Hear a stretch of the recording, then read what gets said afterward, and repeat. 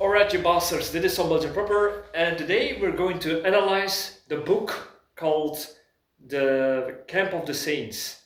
And yeah, it's a very controversial book, and because it's very controversial, I read it this week, and I must say it's a very interesting book, and especially from the point of view as a prepper.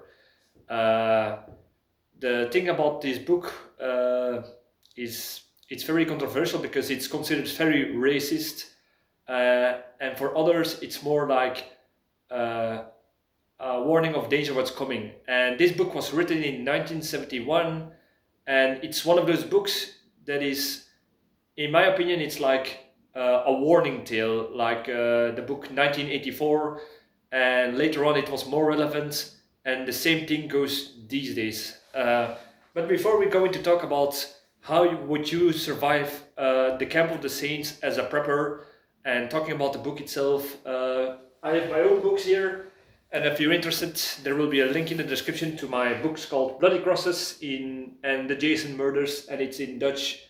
So it's a detective series. So if you're interested, take a look in the description, I would say. All right, the Camp of the Saints. The plot of this story is between 800,000 and 1 million people from on the Ganges in India have chartered hundreds of boats and they're sailing towards France. And yeah, that is one of those things that are more relevant to this day than back in those days, about the refugee crisis and illegal boat migration. So that's one of the things that is very controversial about this. And the thing is, it's not the while the 800,000 to 1 million Indians on boats are heading towards France, the governments around the world are arguing on what to do. Should they help? Should they stop the boats? And it's always two sides fighting against each other, like the left against right, politicians and organizations and people in general. It's like a sort of political civil war that is going on. And yeah, that's the same thing that is happening these days. It's usually left against right, and the base of the story is because everyone is bickering about and cannot come to a same conclusion on what action should we take. The disaster happens and nobody wins except for the Indian people, so to say.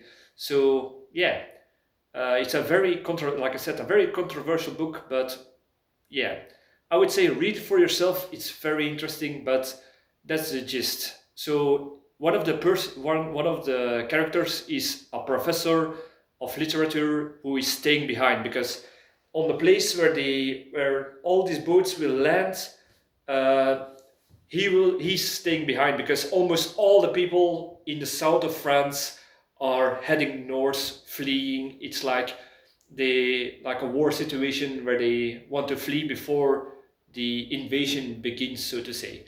So and in the aftermath, when they land, there there are there are like people who start revolutions for like left-wing groups. Activists are starting revolutions to starting communes, and not only left-wing people, but also people who are clusters of immigrants who are band together and take advantage of the opportunity and advantage of the situation to form their own communities, groups. And yeah, and another thing is the army is not suited because for years the army has been filled with people who don't want to belong there, who are it's still in the time of draft, and who have been indoctrinated by media, by politicians, by movies that everything they stand for is bad, and they leave their post or they ignore orders.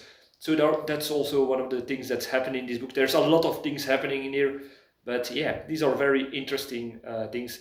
And at the end, it's more like all this full-on mass migration that is happening forms is working together with the so-called left-leaning groups and politicians to now form a sort of how do you say this word? It's like in South Africa, apartheid against the so-called white people, and yeah, that is keeps spreading, and yeah, it's like a mini civil war that is happening.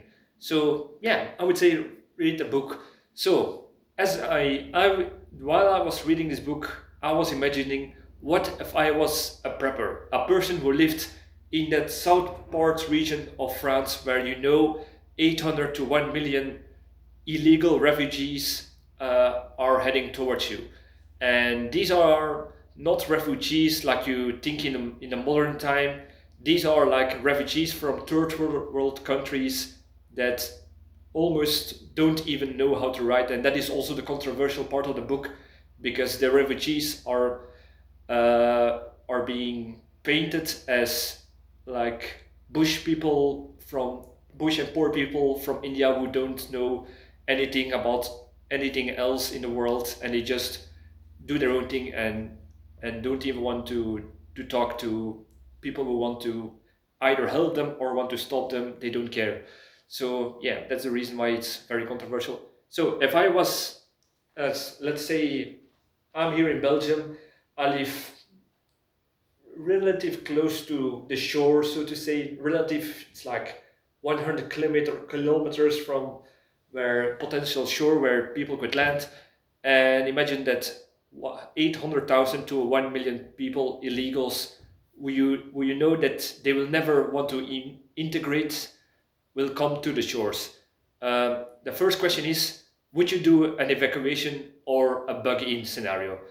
Well, depends on your own situation, I guess, because a lot of people fled to the north and hoped that the army would protect, because there were orders that the army would protect personal property of people in any way that they could. But it sounded like in the book, it sounded like maybe not, maybe we can. Depends on the situation. So a lot of people were unsure about their government, so they fled. They did an evacuation. In my personal lifestyle, I don't have a bug out scenario of family where I can go to that is far enough to get away from all of this and even not to stay. So in my case, I would do a bug-in scenario and see how the situation would go. So bug-in scenario, what are the first things that we need to do? First of all, stock on food and water and perhaps fuel, anything that you can get, and bring it into your property. The next thing is reinforce your property and home against an outside threat. So like burglars, robbers, that kind of stuff. Make it, and you cannot put an alarm that will warn the police, because in this book, the police were usually helpless against this. There were too many people. Even if one did a serious crime, they could not arrest that person, because this person would be protected by thousands of others of his kind, so to say, like it's in the book. So the police would not be able to come to your help. So you have to reinforce your gates, your doors, so they will not easily break in, even if they are kicking in with dozens of people, because in the book there is a lot of looting going on, and especially in places where people left their homes with anything they could carry or put in a car and fled towards the north. So yeah, looting is a very big possibility. So reinforce gates, walls, and I would also say put on your walls around your property barbed wire, something physical, something that is visible, so they will not want to crawl over the wall, and something physical like the barbed wire that physically hold them back at least. So that's another thing that you can do. Like I said, no alarm towards professionals, but make an alarm that if somebody would get into your property, that you will be warned. So a guard dog would be very handy in the situation, especially because a lot of these refugees that come to shore, they are Hindi, they were Hindi, a lot of them were Muslim. So in their religion, beating by a dog is very bad. So having a guard dog could be a very great deterrent, even if it's one dog against thousands of people, because of that faith, religion in this context of the book. So that's another thing. Don't be alone, because you have to sleep. So I would say form a band with people that you trust and do a sort of roll call for guarding the place, that there always somebody awake, so always can do other tasks and sleep or eat, that kind of stuff. So yeah, that's very important. Always be ready to bug out. Have your bug out bag ready in case a mob will try to break inside of your property, your house, that you can take your bug out bag and just run to the hills, so to say. So that's a next thing I would do. Other last thing for bugging, for the first thing you would say is always be armed. And that is in the beginning of when these million people land on the shores, the army would have stopped them. They shot the first waves on the shore, but they either ran out of ammo, or the soldiers would have refused orders to shoot, and other soldiers just didn't saw the massive wave that was coming now, and they just did a few shots, and they thought, we have to retreat, we cannot do this job, retreat to plan B or something. So that's another thing that happened. But in your personal thing, always be armed, whether it's with firearms, but also have a knife or something, at least of melee weapon, in case you have to shoot too much, so to say, because there are, like I said, thousands of people. And also firearms, because later in the book, when they go deeper into the mainland, all the gun stores and houses that might have guns from hunters or sport shooting, they are plundered by two sides, by either the in the book they are called the people of the Ganges. They get weapons that way, and also from left-wing radicals. So like in the book, the left-wing radicals, while people from the south fleeing north, left-wing radicals from the north go to the south to meet their brothers, so to say, and they fight the army, and they fight people who they deem right-wing. So yeah, that's also something you need to watch out for, because even if you see a person you thought was your fellow countryman, they might hate you because they are a radical left-wing communist in a way. So yeah, that's also something that will happen in the book. So you cannot trust anyone, even if they are the same countryman as you, which is very dangerous. So yeah, always be armed with a ranged weapon, rifle, bow, or a melee weapon, knife, spear, whatever. You need to be armed at all time, because yeah, you never know when they swarm around your region, and who is with you or who is against you, which we'll talk about now in the next point. Don't sit on the fence. You will either have to choose sides. Do you want to join to appease the left-wing radicals in the book, or do you want to become more affiliated with right-wing, who are fighting tooth and nail against everything that is coming their way? So yeah, the problem is, if you choose a side, you will always have one side that will deem you as a traitor, and you will become a target. But if you are between them, you say, I'm neutral, you either will be looked up by traitors by both sides, or as fair game to hunt, so to say. So that's also very dangerous. So you either have to play it out strategic. An example from another book that is unrelated to the Camp of the Saints, but there is a book, I've forgotten how it's called, but it's like this iron merchant during World War II who was helping the resistance and also helping the Germans. So he was always in the middle, playing two sides to his benefit, to charm the Germans out of information that he could give to the resistance, or he could help the resistance with his connections with the German authorities. So he was always in danger and is safe from either side, depending on which situations and how he was playing. In the book of the Camp of the Saints, you might be able to do something similar, but it is very dangerous and very unpredictable and depends wholly on the situation with the certain persons you deal at the moment. So that could be very, very dangerous however you're playing it. You'll never be sure. Another thing is being a gray man is not possible because in the book it is obvious who is who. There is a lot of talk about certain classes, that people who are of the bourgeoisie, the higher classes, so to say, they are always directly being bullied and being targeted by the left-wing radicals and by the Hindi people, the people of the Genji, like they are being called in the book. So yeah, that's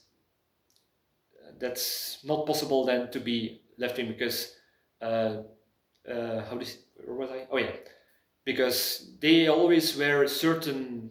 It's like because it was written in the 70s.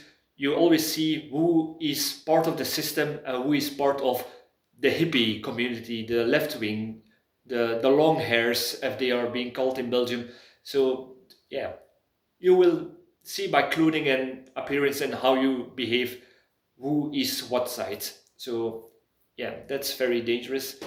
So I would advise, whether side you are on, do a show of force, be a deterrent to anyone with bad intentions, even though they hate you. If you show to them, I'm not afraid to use lethal force. If you fuck with me, they can hate you as much as if you want. They will not attack you or be a problem, because a lot of and if you are going to show a force and deterrent, act on it. Don't do empty promises, because one time in the book there was this barman and he was being bullied by the new bourgeoisie, the left-wing radicals, who are celebrating that their revolution has completed, and every day they were spitting on the barman. They were saying nasty names to him. They called him white devil, this kind of stuff. And if we can drink for free now, we will not hassle you tomorrow. But yeah, this kept going on, and the barman was just having with it. So he pulled out his gun to one of these persons, and this person was not afraid, because he knew that the barman was not going to shoot him, because he was convinced that all these people in this bar are with me. If you shoot me, these 20 people are going to kick you to death. And the barman did not shoot and had to stop it. And yeah, in their eyes, he was then the weakling, and they could bully him further. So that's one of the things that happened in the book, as an example. Another thing, don't let vulnerable people out.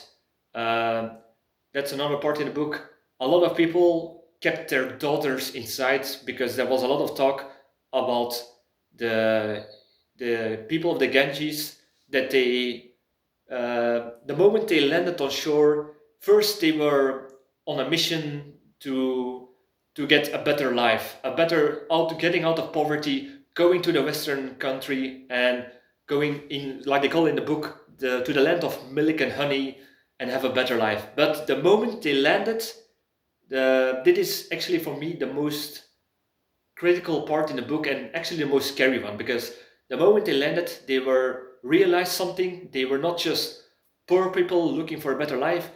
They realized we can take shit over, we can become conquerors. And that's the moment that they started to impose their authority onto the local people, wherever they were. So yeah, what was I? Yeah, don't let vulnerable people walking out. Many people in the book, families always kept their daughters inside because they either could be raped by these newcomers, and even by left-wing radicals, because for them it was free love, and if you're not doing that, you're against us, so they will rape you anyway. So another thing was a lot of girls were kidnapped and put into brothels for only white women. So they could make now a brown baby for the cause, and that was how it was called in the book. Like I said, it is a very controversial book. So keep the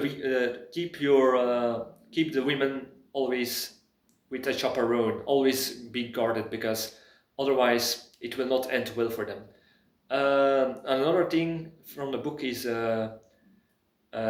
race haters, because yeah, like the barman that was teased every day, a lot of people who were already living in the country, not refugees but immigrants that lived in the country, they knew they were be held by by hundreds of thousands of people and left-wing radicals that would have their back. So they went to people's houses and said, listen, we can make us live here in your house, you will share everything you will have, or you will have to share within a few weeks with all these pauper people, and they will do far worse than we going to do. With us, you can negotiate about things, but you will give half your shit and let us live in your home. So that's one of the other things that happened in the book.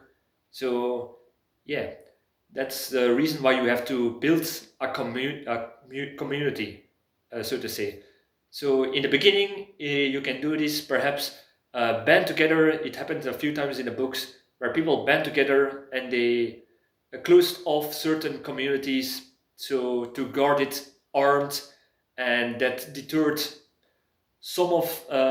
In the beginning, it could be a deterrent, but the moment the weapons were equal, like the looted gun stores, it was much more difficult. So depending on the situation, but if you think that the government could help you while they were still sending soldiers, I would say you can temporarily protect a community if you band together with your neighbors, family, friends, arm everyone, make strategic defense plans, and keep and protect the vulnerable people in your community. So that's something that you could do. Uh, so for example, there are actually examples in the modern time with these close communities. For example, in South Africa, there were gated communities. There were, how do you say this? These gated communities in the USA where nobody can get in without getting through a checkpoint on private land. So that's another thing. You have the favelas where the gangs and certain communities are closing off from everyone. They control everyone who goes in and out on their own authority and not by the police or the government. You also have some blocks in the USA, like Detroit, I think, where if you come on their block, like within the streets and apartments in certain areas, that's like a no-go zone for certain people. That's an example of it. You also got the kibbutz in Israel. You got the Amish. You got like this place in the Netherlands, Urk, where it's like a religious community that is a little bit closed off, and some monasteries in Italy and Russia, where it's like a big community, but yeah, self-sufficient and nobody can get inside of it. So yeah, these are the first thing that I had in mind if I would be in this world of the Camp of the Saints. And yeah, it's a really interesting book. I would advise you to read it, whether you heard it's the most racist book in the world, or whether you think that they are exaggerating, or whatever your political affiliation is, read the book, because this is the genius of the book, in my opinion. You will read it on how you are on how you think. If you're left wing, you will like this book for certain reasons, and it will strong your convictions. And if you're right wing, the same thing goes for your convictions. If you're in the middle like me, holy shit, this reads like a horror story and is something as a warning towards the future, especially if you see many similarities in things that are happening these days, like I named in the beginning. So yeah, I would highly advise to read this book and imagine what would I do in this real life possible situation. And yeah, based on that, you can survive a lot of scenarios, in my opinion. So if you read a book, let me know what you thought about it. If you read my books, let me know what you thought about them. And yeah, like, subscribe, all the good stuff, and see you in the next video. Cheers!